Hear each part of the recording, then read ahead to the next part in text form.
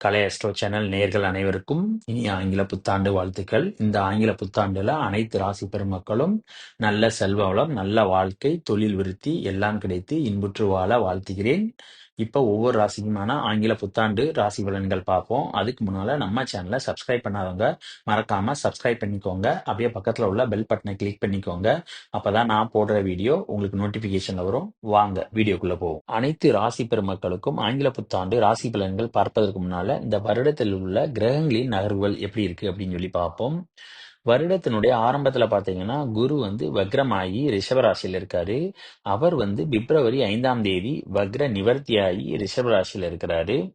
அதுக்கப்புறம் எப்ப பயிற்சி அடைகிறார் அப்படின்னு பாத்தீங்கன்னா மே 14ஆம் தேதி என்னன்னா ரிஷப ராசியிலிருந்து மிதுன ராசிக்கு பயிற்சி அடைகிறார். அதுக்கப்புறம் அந்த மிதுன ராசியில் இருந்த குரு பாத்தீங்கன்னா அதிசாரமாகி அக்டோபர் 18ஆம் தேதி கடகராசிக்கு வர்றாரு. அதுக்கப்புறம் நவம்பர் 11ஆம் தேதி பாத்தீங்கன்னா கடகராசியில இருக்கிற அந்த அதிசார குரு பாத்தீங்கன்னா வக்ரம் அடைகிறாரு அந்த வருடம் முடியும் வரைக்கும். அதுக்கப்புறம் சனி எப்படி இருக்கிறாருன்னு சொல்லி பார்ப்போம். வருடத்தினுடைய ஆரம்பத்துல பாத்தீங்கன்னா அவர் கும்பராசியில இருக்கிறாரு. அந்த கும்பராசியில இருக்கிற சனி பாத்தீங்கன்னா மார்ச் 29ஆம் தேதி கும்பராசியிலிருந்து மிதுன ராசிக்கு இடப்பெயர்ச்சி அடைகிறாரு. இந்த மிதுன ராசியில இருக்கிற சனியானவர் பாத்தீங்கன்னா ஜூலை 13ஆம் தேதி வக்ரமாகி மீனத்துல இருக்கிறாரு. அந்த மீனத்துல இருக்கிற வக்ர சனி பாத்தீங்கன்னா திரும்ப நவம்பர் 28ஆம் தேதி பாத்தீங்கன்னா வக்ர நிவர்த்தி ஆயிடுறாரு. நிவர்த்தி ஆயிட்டு சனியிலே பாத்தீங்கன்னா அந்த ஆண்டு முழுவதும் பிரவேசிக்கிறார். அடுத்து ராகு கேது எப்படி இருக்காருன்னு சொல்லி பாத்தீங்கன்னா வருடத்தினுடைய ஆரம்பத்துல பாத்தீங்கன்னா ராகு மீன ராசியிலும் கேது என்னன்னா கன்னி ராசியிலும் இருக்கிறார். ராகு கேது பேச்சுக்கு பிறகு 18 மேல பாத்தீங்கன்னா ராகு கேது பேச்சு வருது. அந்த ராகு கேது பேச்சுக்கு பாத்தீங்கன்னா ராகு மீன ராசியிலிருந்து கும்ப ராசிக்கும் கேது கன்னி ராசியிலிருந்து சிம்ம ராசிக்கு இடப்பெயர்ச்சி அடைகிறார். அதுபோக மற்ற கிரகங்கள் பாத்தீங்கன்னா மாத கிரகங்கள் தான். அது ஒரு ஒரு மாசத்துக்கும் மாறுவாங்க. ஆக இந்த மாத கிரகங்களினுடைய பேச்சுகளை பாத்தீங்கன்னா அந்தந்த மாதத்தினுடைய ராசி பலன்கள் பார்க்கும்போது பார்ப்போம்.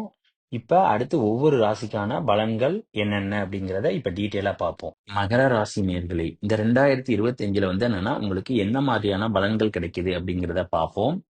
ஃபர்ஸ்ட் என்னன்னா இந்த 2025க்குரிய பலன்களை 3 பகுதிகளாக பிரிப்போம். ஃபர்ஸ்ட் சனி பயிற்சி வரைக்கும் ஒரு விதமான பலன்கள், அதுக்கப்புறம் சனி பயிற்சி ராகு கேது பயிற்சி வரைக்கும் ஒரு பலன்கள், அப்புறம் ராகு கேது பயிற்சிக்கு அப்புறம் நவம்பர் மாசம் வரைக்கும் ஒரு பலன்கள், அதுக்கப்புறம் இந்த நவம்பர் டிசம்பர்ல பாத்தீங்கன்னா குரு அதிசாரமா வக்ர பயிற்சி ஆயிடாரு. அப்ப எந்த மாதிரியான பலன்கள் கிடைக்குது அப்படிங்கிறத பத்தி பார்ப்போம்.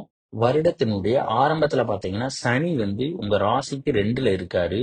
அப்ப 2ல இருக்கும்போது பாத்தீங்கன்னா அவர் வாக்கு சனியா வேற இருக்காரு. அதனால பேசுற பேச்சுகளை பார்த்தோன்னா கவனமா இருக்கணும். அந்த நேரத்துல சுக்கிரன் வேற கூட இருக்கிறதுனால என்னன்னா வார்த்தைகளை யூஸ் பண்ணும்போது கவனமா இருக்கணும். அதே நேரம் பாத்தீங்கன்னா அந்த சனி 7ஆம் இடமான உங்க ராசிக்கு 8 பாக்குறாரு. அதனால வண்டி வாகனம் உங்களை என்னன்னா பார்த்து கவனமா இருக்கணும் நைட் நேரம் டிராவல் பண்றப்ப. ஏன்னா அவர் 8ங்கிறது என்னன்னா மரணம் விபத்து அப்படிங்கிறதுனால என்னன்னா வண்டிகள்ல போறப்ப இரவு நேரங்கள்ல பர்டிகுலரா இரவு நேரங்கள்ல கவனமா இருக்கணும். அதுக்கப்புறம் சனி பாத்தீங்கன்னா சனியோட 10ஆம் பார்வையாக என்னன்னா உங்களுடைய லாபத்தை பாக்குறாரு. லாபத்தை பார்த்தாலும் அந்த லாபாதிபதி நீச்சமா இருக்கிறதுனால என்னன்னா பெரிய அளவுக்கான லாபங்கள் அப்படிங்கிறது இருக்காது. அந்த செவ்வாய் இந்த லாபாதிபதி செவ்வாய் எப்ப வக்ர நிவர்த்தியாகி கடகராசியை விட்டு கிளம்புறாரோ அப்பதான் என்னன்னா நீங்க எதிர்பார்த்த லாபங்கள் எல்லாமே கிடைக்கும். அது வரைக்கும் நீங்க எதிர்பார்த்த லாபங்கள் என்பது கிடைப்பது கடினம். அதே நேரத்துல உங்க குரு பாத்தீங்கன்னா வக்ரமாகி, அதாவது அவர் 12ஆம் இடத்துக்குரிய அதிபதி, 3ஆம் இடத்துக்குரிய அதிபதி, அவர் வக்ரமாகி 11வது இடத்தை பாக்குறதுனால என்னன்னா செலவுகளும் என்னன்னா நீங்க வந்துகிட்டே தான் இருக்கும். கேது என்னன்னா உங்க ராசிக்கு 9ஆம் இடத்துல இருக்கிறதுனால என்னன்னா சின்ன சின்ன தகராறுகள் அப்படிங்கிறது பாத்தீங்கன்னா அப்பா மகனுக்கு ஏற்பட்டுக்கிட்டு தான் இருக்கும். அதே நேரம் பாத்தீங்கன்னா குருவினுடைய பார்வை 9ஆம் இடத்தை பாக்குறதுனால என்னன்னா அந்த அந்த சின்ன சின்ன சண்டைகள் அப்படிங்கிறது என்னன்னா சால்வ் ஆயிரும்.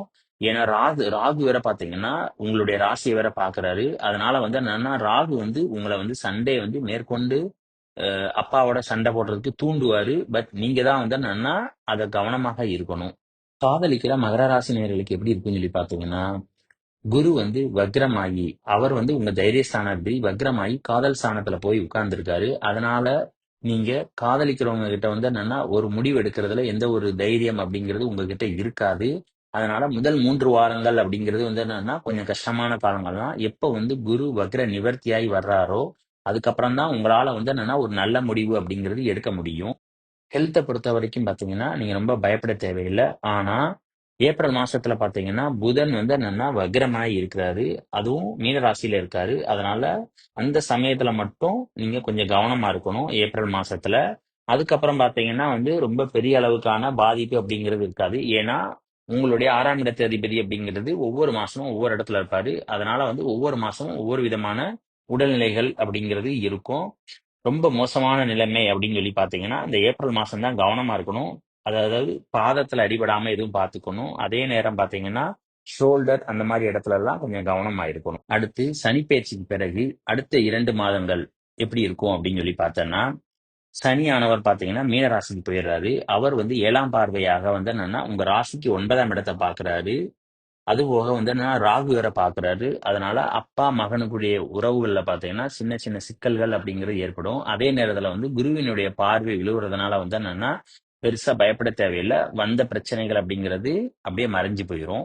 சனியினுடைய 3ஆம் பார்வையாக உங்க ராசிக்கு 5ல விழுவுறதுனால வந்து என்னன்னா, குரு வேற அங்க வந்து இருக்கிறாரு. அதனால வந்து என்னன்னா, வயசான பெண்மணிகளுடனான பழகுற சூழ்நிலை அப்படிங்கிறது உங்களுக்கு ஏற்படும். லாபஸ்தானத்தை குருவும் சனியும் கேதுவும் சேர்ந்து எல்லாம் பார்க்கறதுனால வரவுக்கேற்ற செலவு அப்படிங்கிறது இருந்துகிட்டு தான் இருக்கும். அதனால அந்த செலவுகளை வந்து சுப செலவுகளா மாத்திக்கிறது ரொம்ப நல்லது. அது மட்டும் இல்லாம குரு வந்து 5லிருந்து 11 பார்க்கறதுனால வந்து என்னன்னா, நீங்க தான தர்மத்துல வந்து செலவுகள் செய்வது அப்படிங்கிறது உங்களுக்கு நல்லது. ஏன்னா குரு வந்து என்னன்னா, அவர் விரையாதிபதி. அதனால தர்ம காரியங்கள்ல, கோயில்கள்ல நீங்க செலவு செஞ்சீங்கன்னா, அந்த செலவுகள் உங்களுக்கு சுப செலவுகளாகவும் இருக்கும். புண்ணியமும் உங்களுக்கு கிடைக்கும். அடுத்து குரு, ராகு, கேது பயிற்சிக்கு அப்புறம் எப்படி இருக்கு அப்படின்னு சொல்லி பார்ப்போம். குருவானவர் பார்த்தீங்கன்னா, மே மாசம் 14ஆம் தேதி வந்து இடப்பெயர்ச்சி அடைகிறாரு. ராகு வந்து என்னன்னா 18ஆம் தேதி வந்து இடப்பெயர்ச்சி ஆகிறாரு. இப்ப இந்த குரு பார்த்தீங்கன்னா, மிதுன ராசியிலிருந்து உங்க ராசிக்கு 12ஆம் இடத்துல பார்க்கறதுனால வந்து என்னன்னா, நல்ல உறக்கம், நிம்மதியான வாழ்க்கை அப்படிங்கிறது ஏற்படும். அதே நேரத்துல பார்த்தீங்கன்னா, அவர் 5ஆம் இடமான உங்களுடைய தொழில் ஸ்தானத்த பார்க்கிறாரு. அதனால நீங்க செய்தொழில் செய்யணும் அப்படின்னு நீங்க நினைச்சீங்கன்னா, இப்போ வந்து ஆரம்பிக்கலாம்.